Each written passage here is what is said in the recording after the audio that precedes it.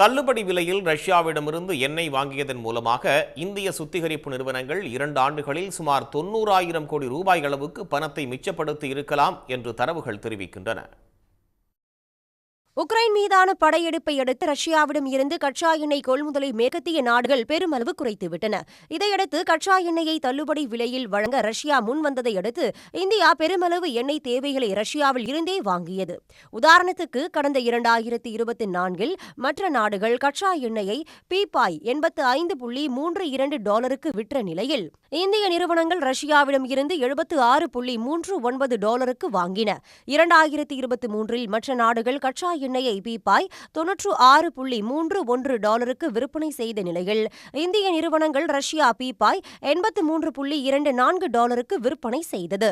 இப்படியாக ஏப்ரல் 2022 இருந்து மே 2024 வரை இந்திய சுத்திகரிப்பு நிறுவனங்கள் தள்ளுபடி விலையில் ரஷ்ய எண்ணெயை கொள்முதல் செய்துள்ளதன் மூலம் இந்திய மதிப்பில் சுமார் 90,000 கோடி ரூபாய் அளவுக்கு அந்நிய செலாவணியை சேமித்திருக்கலாம் என தரவுகள் கூறுகின்றன. 2023-24 நிதியாண்டில் இந்தியாவின் எண்ணெய் இறக்குமதியின் மொத்த இந்திய மதிப்பு சுமார் 11 லட்சம் கோடி ரூபாயாகும். தள்ளுபடி அல்லாத விலையில் கொள்முதல் செய்திருந்தால் இந்த மதிப்பு 11.5 லட்சம் கோடியாக அதிகரித்து இருக்கும். எனவே தள்ளுபடி விலையில் எண்ணெய் வாங்கியதன் மூலம் இந்திய நிறுவனங்கள் சுமார் 50,000 கோடி ரூபாய் அளவுக்கு மிச்சம் பிடித்துள்ளதாக பகுப்பாய்வு தரவுகள் தெரிவிக்கின்றன. 2022-23 நிதியாண்டிலும் தள்ளுபடி விலையில் எண்ணெய் கொள்முதல் செய்ததன் மூலம் இந்திய எண்ணெய் நிறுவனங்கள் சுமார் 40,000 கோடி ரூபாயை மிச்சம் பிடித்துள்ளன.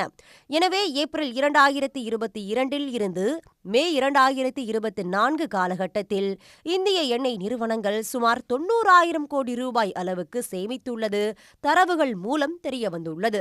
இந்திய சுத்திகரிப்பு நிறுவனங்களுக்கு ரஷ்யா வழங்கும் தள்ளுபடிகள் ஈராக் போன்ற சில முக்கிய எண்ணெய் விற்பனையாளர்களையும் தள்ளுபடி வழங்க கட்டாயப்படுத்தியதும் கவனிக்கத்தக்கது. உக்ரைன் போருக்கு முன் ரஷ்யா இந்தியாவின் எண்ணெய் வர்த்தகத்தில் சிறிய பங்களிப்பையே அளித்து வந்த நிலையில் தள்ளுபடி விலையில் கச்சா எண்ணெய் வழங்குவதால் தற்போது இந்தியாவின் மிகப்பெரிய கச்சா எண்ணெய் விநியோகிப்பாளராக ரஷ்யா விஸ்வரூபம் எடுத்திருக்கிறது. உடனுக்குடன் செய்திகளை தெரிந்து கொள்ள சன் நியூஸ் பெல் ஐகானை கிளிக் பண்ணுங்க.